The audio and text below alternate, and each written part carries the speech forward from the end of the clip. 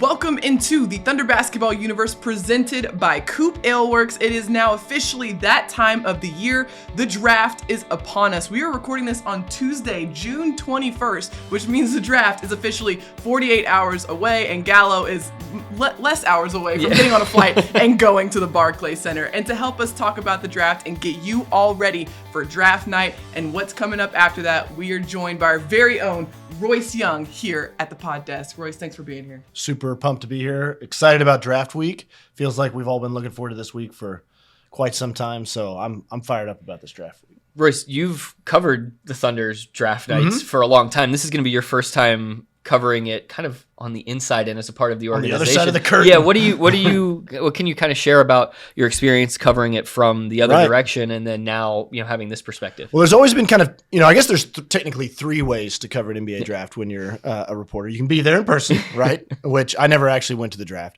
You can cover it from the confines and comfort of your own home. And then once the draft concludes, then you make your way up to the practice facility or wherever they're having the post-draft availability with Sam. Or you can – I've only did this like one time where you spend the whole draft at the facility just waiting in a small room with everybody else, eating pizza, waiting, watching like the whole draft. And then once the second round finally ends and then Sam will come in and do availability. So I was typically one that I liked the comfort of my own house approach, watch it on TV, work the phone the whole time, and then you kind of make that strategic decision around like pick number 50 or so. Like, I think we're good here. Yeah. I'm going to go ahead and make my way up to the facility. So that was always my strategy. I think that's a great segue to talk about what this time of year has looked like, especially these past maybe 2-3 weeks for the Thunder. And we can talk about for us too, what this has looked like. But for the Thunder's perspective, this is really grind time to figure out and kind of iron out A, what they're looking for, and B, what they're aiming for in that draft night. So let's talk about that a little bit and what's been going on kind of at the Thunder practice facility a little bit. Yeah, well, Royce, you're at the practice facility frequently, but I would say, this is draft workout time. It's draft interview time. Guys are working out not only in Oklahoma City coming in to the Thunder Ion, but they're also staging their own workouts, some in Los Angeles or Miami or Chicago or wherever. We had the draft combine in Chicago about a month ago. So there's so many different touch points and opportunities beyond what happened during their college seasons during their G League seasons or international seasons. Now there's all this time where each of these guys are trying to sort of promote themselves. They're trying to put themselves in the best light, and the teams are really trying to glean what's the truth. Can I get to the basis of who this person is in addition to what they are as a player? Yeah, and I think that's something that Sam talked about in his postseason availability of, in especially in the modern draft, that of course the body of work from the player in the regular season, whether that's international or whether that was in the G League or in college, is obviously very, very important. But it's been de-emphasized to a degree, and the workout and interview process has really kind of risen up to be a lot of the prime evaluation for a lot of these players. And just from my experience with the team now, I think the Thunder have kind of been somewhat, maybe not, I don't know if trendsetters is the right word, but there's such an emphasis from the team in the interview process to really understand what is the makeup of this player and what are they all about? What are their priorities? What are their ambitions? How will they fit culturally within the group? I think there's a real coworker mentality that's really interesting to think about. You're not just selecting a player to come play on a basketball team. You're also selecting a person to join your organization.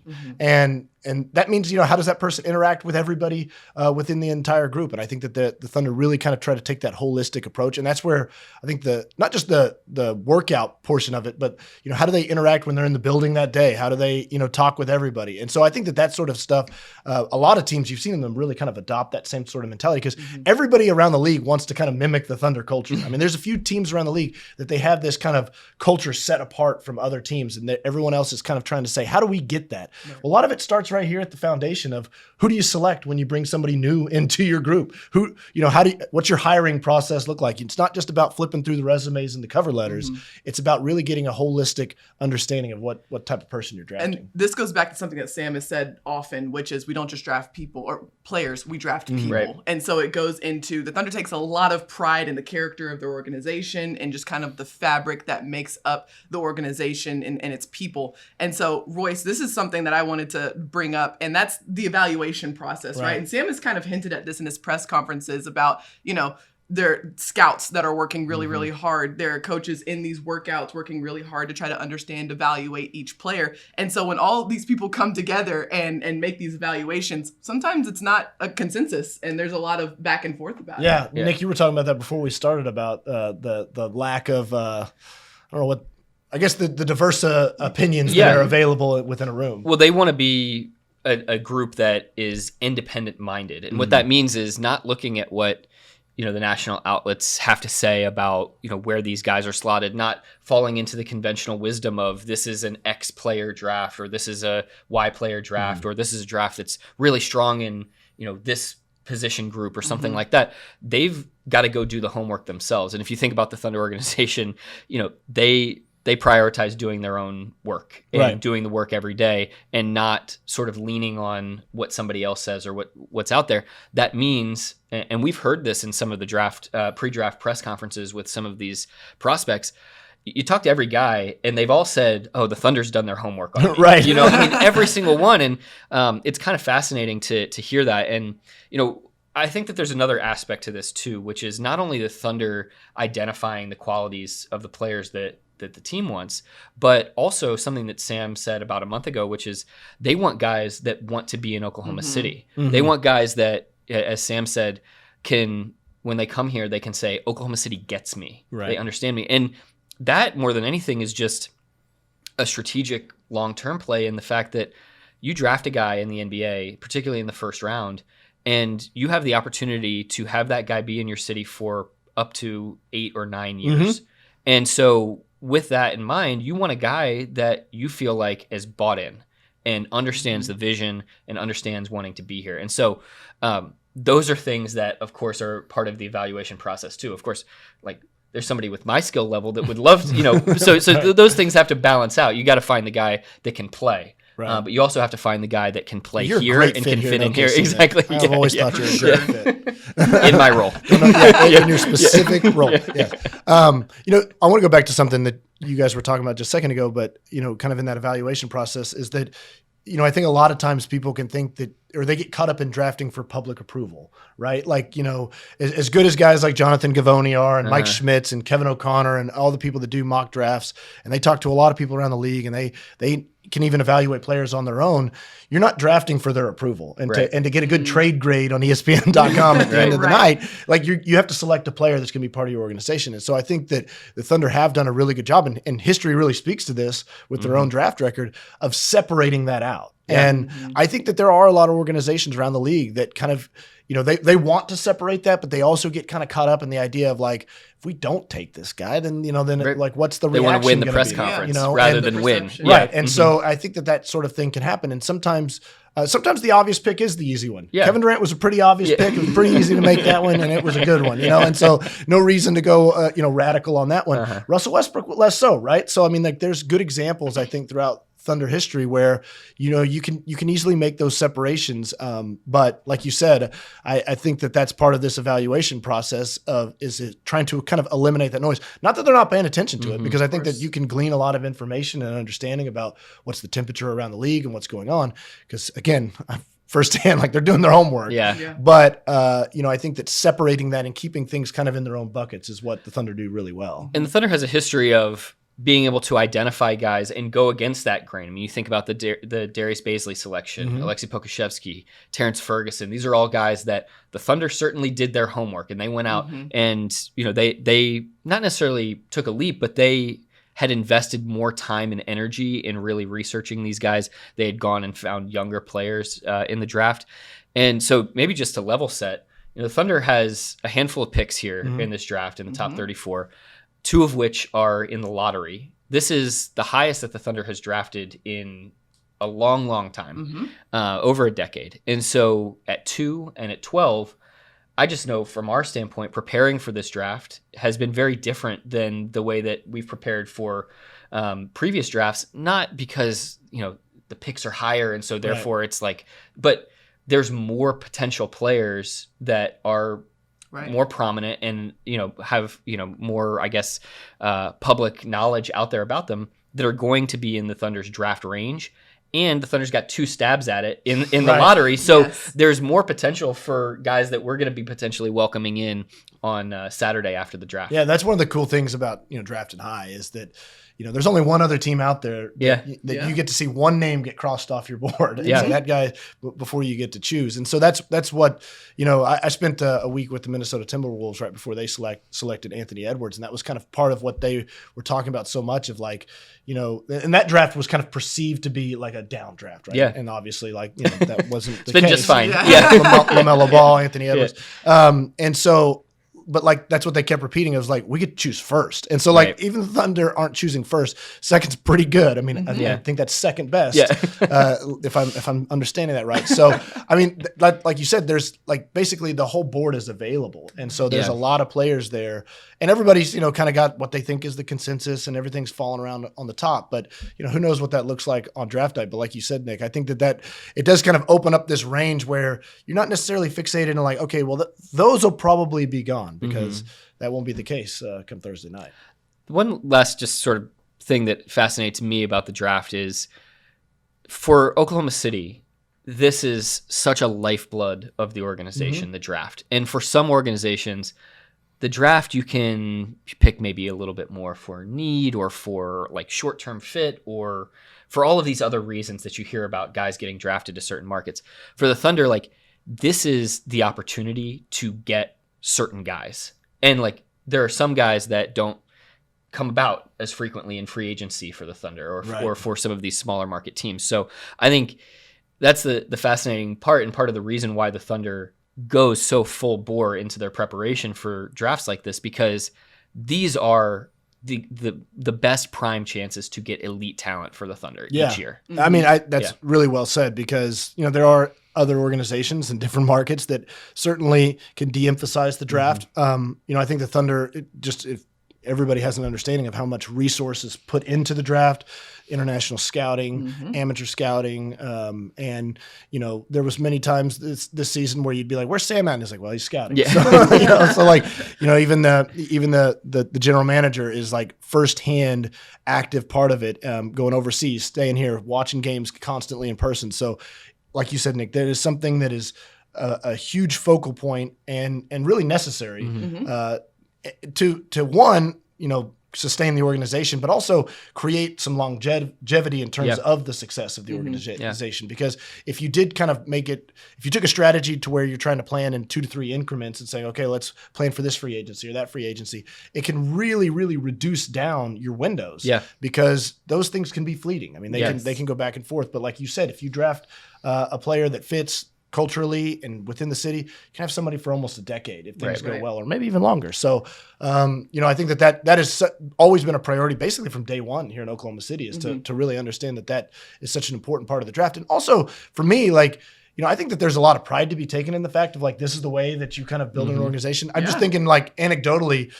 my son Harrison and I, we've been playing NBA 2K together. Yeah. And like, we were doing a franchise and like the way that we wanted to do it was to like kind of strip down our roster and then like acquire, like we ended up like kind of doing our own Thunder type of strategy. And it's like, that's the fun way to do it. It's like build it organically. Right. Anybody can just like, especially in a game, just clear out space, sign players. Right. And like, all of a sudden, oh, look, I've got a great team. But it's a lot more satisfying and fulfilling, I think, in a lot of ways to like build up that team and watch it grow together. And then also I think you really kind of reap the rewards of letting a team kind of declare itself in that way and build up in an organic way. And it sets up for a really exciting night, like draft night, when you get to see these guys join the Thunder for the very first time, put on that Thunder hat. That Thunder hat that we all know so well. So we've got a lot more to talk about coming up after this. Don't go anywhere. We're going to get into a little bit more about draft night. COOP Ale Works is the proud sponsor of Thunder Basketball Universe. Brewers of the fan favorites F5 IPA and 99-calorie Ice Chest IPA. You'll find those and many more COOP beers at retailers across Oklahoma. Learn more at CoopAleWorks.com.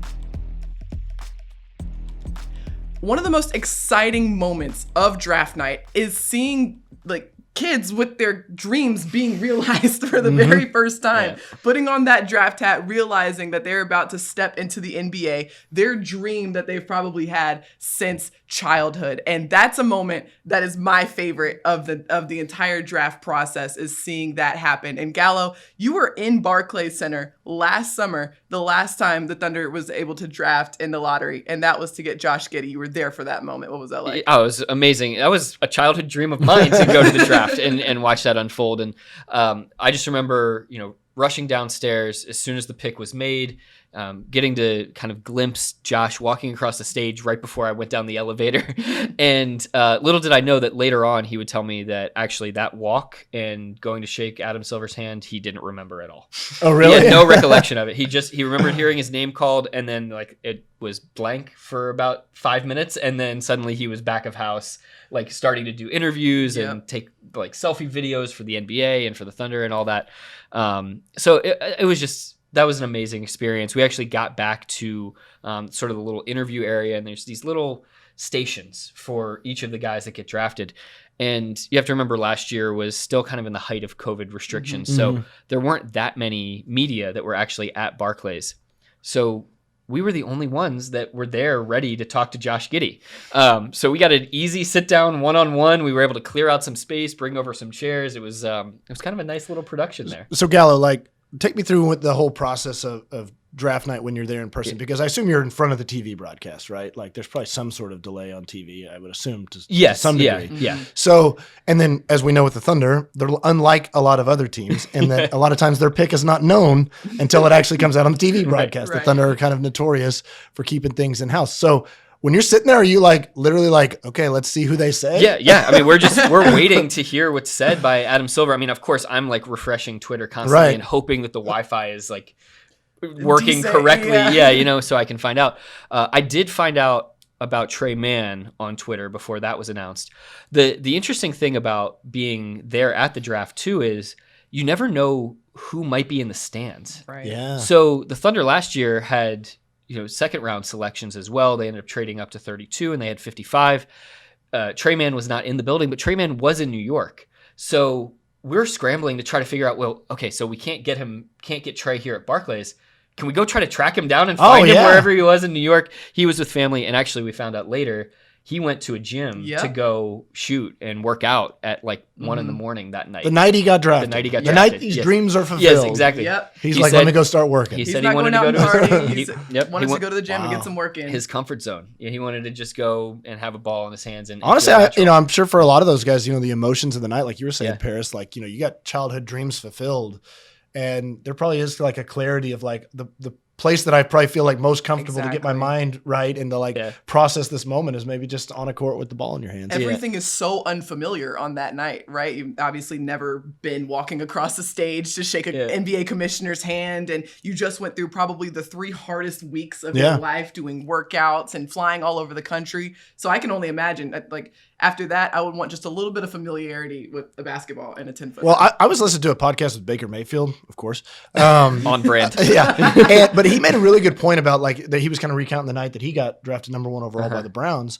And like one thing that I don't know why it just didn't really dawn on me, but he was kind of making the point that like I didn't know where I was going to go live. Like literally I spent all this time working out, and then this day comes and it's like, not only like is this the organization you're getting drafted by and that you're going to go play for, and this is the team and this is the history of that team, like this, you're also just relocating to a city. I mean, imagine that from just like a normal person mentality of like, okay, I'm counting down the days, and then on this day, somebody's going to tell me that I'm moving to this city. Right. Exactly. And not only like it's not months from now, it's next week. Right. Yes. Right. One of the things that I loved doing last year was just watching Josh's family and, kind of reporter, writer brain. You're trying to pick up on any little like detail that you get. And, just the way that the parents carry themselves, Josh and Josh's parents are both former players. And so you could tell that they kind of had this like different type of pride about the night. I do remember all of his family members, like, thanking all of us, and I'm like, I didn't do anything. I just interviewed your son. Nick I was like, I just interviewed your son. We appreciate you. Specifically you. Everybody's so excited and so like joyous about the whole night that anyone that was associated with the Thunder, it kind of goes back to what we were talking about before. Like, Josh, we found out later, really wanted to be in Oklahoma City. Yeah. He thought that the Thunder was the right place for him. And turned out that we found out later that his sister was at Oral Roberts. Right. There's all these Which I didn't even know interesting that. connections. Yeah. I mean, until after the fact. And so there is this immense gratitude when it Yeah. just feels right to the player and it feels right to the organization. And so, And to the family. yeah. And so that's what really stuck out to me from last year was just like, it just felt right. Yeah. Yeah. Well, I mean, it's something I think even we're seeing in this pre-draft process right now is that something I found really interesting is how many players have talked about, how they feel like they'd be a good fit in Oklahoma City. Yeah. And like there is this kind of like perception, small market OKC, and that's where a lot of people I think kind of perceive Oklahoma City to be, like on the outside of the NBA. But when it comes to a player thinking about where's that city that I'm going to move to, and then I'm going to start my NBA career at, it's interesting to me how many of them say like, I'd really like it to be OKC with the Thunder, because I think that there's just, a well-earned reputation of this is a place to develop. This is a place where you can really focus on your game. And you're also going to be supported so much in terms of your career steps that I think a lot of players and their agents are saying like, we'd like to go there. And I found that to be pretty interesting. I just want to quote Sam Presti from about a month ago. He said, you want to be a place where people feel like their players can get better. Yeah. And, that's to a T what the Thunder has developed here from a cultural standpoint. And the cool thing is it's not just reputation. It's not just the team saying that. Like players, these prospects, as you're saying, Royce, they see it. Their agents see it. It's the proof is in the pudding. Right. And a lot of and a lot of these agents rep current players that are in the league, and they can say like, look at this player, look at this player, look at this player. My client, he's going to make himself a lot of money because he did so well in Oklahoma City and developed himself. And so I think that, one of the strongest things goes for almost any industry is word of mouth. Yeah. And I think the word of mouth is very strong when it comes to the Thunder. And obviously it didn't take a long time for those prospects to be able to learn that aspect of the Thunder that they are so proud of having. This is a place where you can grow, you can get better, and we're going to invest in you as well. Gallo, let's circle back a little bit to draft night. Yeah. We all are going to have some different responsibilities and stations that we're going to have on draft night. Gallo, you'll be back in Barclays Center, and it might look a little bit different than last year, just in terms of maybe a few less protocols. Who knows? I'm hoping so, but I still hope that we're the only ones that I think get that one-on-one interview. For sure. Everybody else stay home. We got it. Yeah. we got it covered. Everybody's going to see, they're going to like, oh, there's Nick. I can't even compete. We'll be the pool reporter. I don't want to be over there. So, I mean, we're going to have to be nimble and on our feet with 2 and 12, and obviously with the way that trades can fly in, and we're going to have to be very nimble. We have a great crew going up there, our video folks, social media folks, photographer, to capture everything that happens and make sure that we're ready to chase number 2 around when he gets drafted, chase number 12 around, and then you never know. Maybe somebody else might be in the building too later on in the night. So, I'll be in New York. We'll be gathering all that content, getting it out on at OKC Thunder social platforms immediately, and then I'll kind of have almost a sights and sounds article from the night, just recapping what those guys, experience was, what happened, what they did back of house, and tapping into some of the things that they said to me. Let me ask you this, Nick. Have you thought about this? That you're one of the first touch points for this new player in the Thunder organization? Wow. Do you ever think about that? No, I don't. Thanks a lot, boys. I was just thinking about that. Like when this guy. Why aren't they sending Paris? Pressure now, Royce. That's really what I was driving at. No, but I mean seriously, like you're one of the first people that they're going to meet in the Thunder organization. That's very exciting, and it's an awesome responsibility, and it's an honor to be in that position. And this is something that I don't think any of us here take for granted. Yeah, no way. To be in these spots. Incredibly cool. And it's also a crucial part of our jobs moving forward. I love the fact that all 3 of us are going to get to talk to these guys, whoever they are that get drafted on Saturday after the press conference. Yep. I have a feeling they'll remember those interactions more than whatever interaction you'll that probably they be get. reintroducing yourself to whoever it is. To be like, exactly. Hey, it's me, and they're like, who are you? Like, and they're like, I don't remember anything from that night. but yeah, I mean, these are a crucial cadence of touch points for us as reporters, especially building a little bit of that rapport on draft night, the Saturday after the draft, then a week later at the 2 summer leagues that the Thunder is going to be participating in. These are wonderful opportunities for us to just begin to develop those relationships, because once the season starts, once training camp comes, we're going to have established some of those connections to be able to talk to these guys for Right. 82 games and, Right. and get some of that, insight to what's happening on the floor. That's a great I point. will say you are a great first touch point. I Someone who's appreciate that, been here Grace. for a decade, and has grown through the organization. Great first touch point for any new. Oh, Just that's- hand him your oh, card. shucks, Just Paris. hand him your Yeah. card. I am Nick Gallo. You already know. Yeah, everything you need to know right here. All right, so we know where Gallo's Yeah. going to be. Royce, what about you? This is going to be a new experience. Yeah, for you. definitely. No couch cushions for me inside the comfort of my home this time around. So yeah, I'll be at the facility and kind of behind the curtain. Not entirely sure where that is, what rooms that'll be in. Just kind of playing a support system type of player, probably fetching coffee or whatever anybody wants me to do.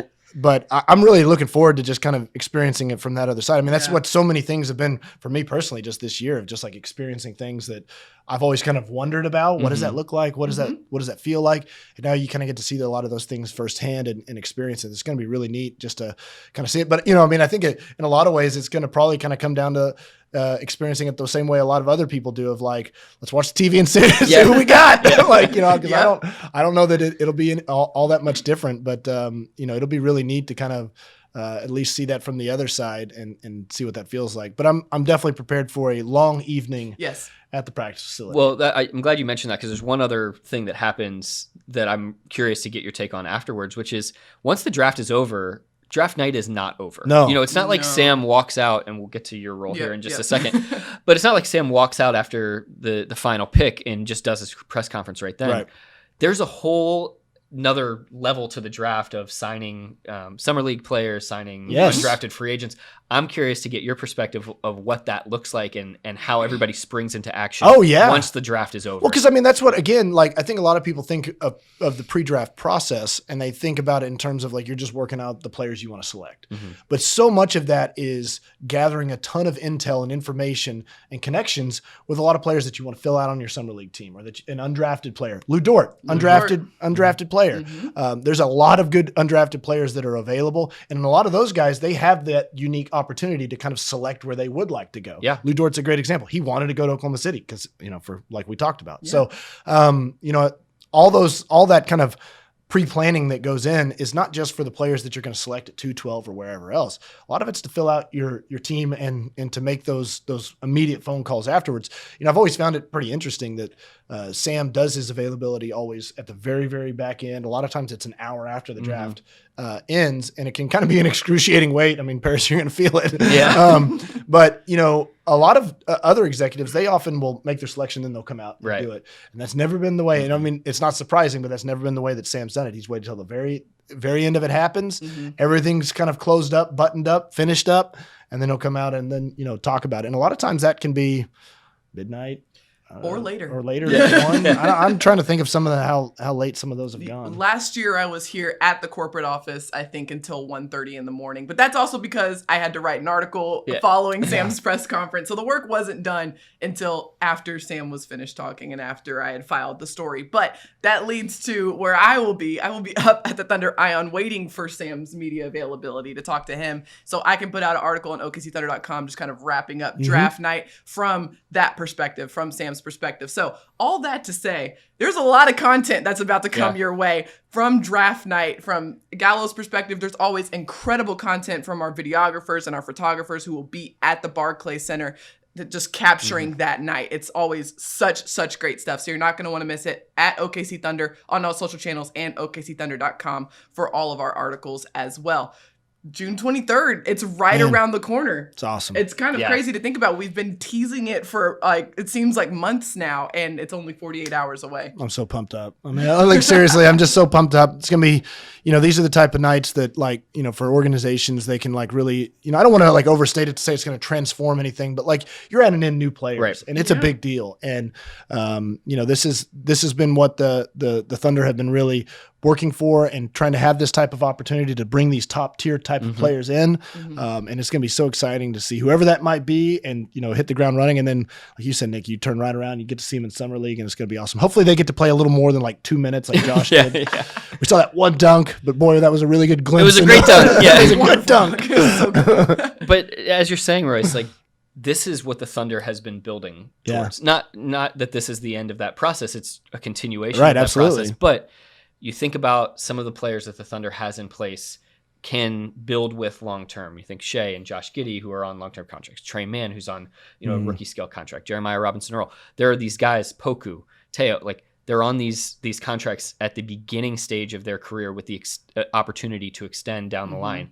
And now you're potentially bringing in 2 lottery picks who are going to be high-level talents to be even further on that timeline. And so this is how you layer in elite talent and you start to build something really special over time. And like it's a rising tides lifts all boats type of mentality too. And that's something Sam talked about. A lot of people have, like you can't use all these picks, and he kind of said, well, why not? Let's kind of create an open tryout here to play for the Oklahoma City Thunder. And I think that has a trickle down effect, because I've seen it firsthand of how many players are in the facility working out. Has been kind of staggering. I mean, there's been as many as 8-9 guys in there playing 4-on-4, and they're getting better. I'm really excited to see some of these guys in summer league and in next season, because you can definitely see the improvements that they're making.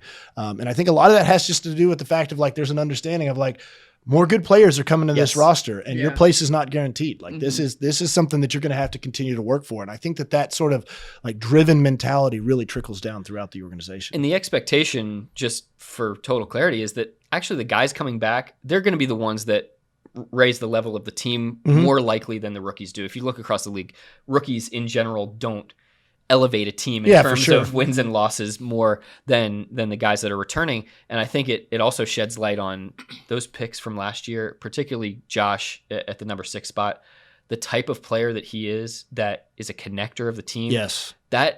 That pick allows for so much flexibility here for the Thunder at number 2 and number 12 to take different types of guys and not necessarily be pigeonholed into certain types of players. So really fascinating to see the way that the Thunder's constructed. I'd also say this too, just thinking back to last year's draft, and that was one draft. That was kind of the first one, right? Yeah. And how much talent got added to this roster just in one draft. Yep. And so I think if you think back to the season 2 years ago and what the Oklahoma City Thunder looked like, March 15th or whatever, when the building was empty, and what that roster looked like, and what was able to kind of transform over a 1-year period up until the new draft, where you get Josh, you get Trey Mann, you get Jeremiah Robinson-Earl, you get Aaron Wiggins. Those are 4 really good players. Absolutely. And the talent influx. I mean, it was just like a shot to the arm. All of a sudden, they jumped into this organization. So like you're saying, Nick, I mean, with where the Thunder sit right now, and maybe the opportunity to add more, do to other things, or whatever it might look like there's going to be a talent injection into the roster, and that's super exciting. A lot to look forward to over these next 48 hours. Gallo, you've got an article coming out to preview the draft on OKCThunder.com. Be sure to go check that out. And until then, thank you so much for listening. Be sure to rate, and subscribe wherever you get your podcast. Thank you so much to our special guest, Royce Young, and to our producer, Matt Bishop. And until next time, Thunder up, and catch you later.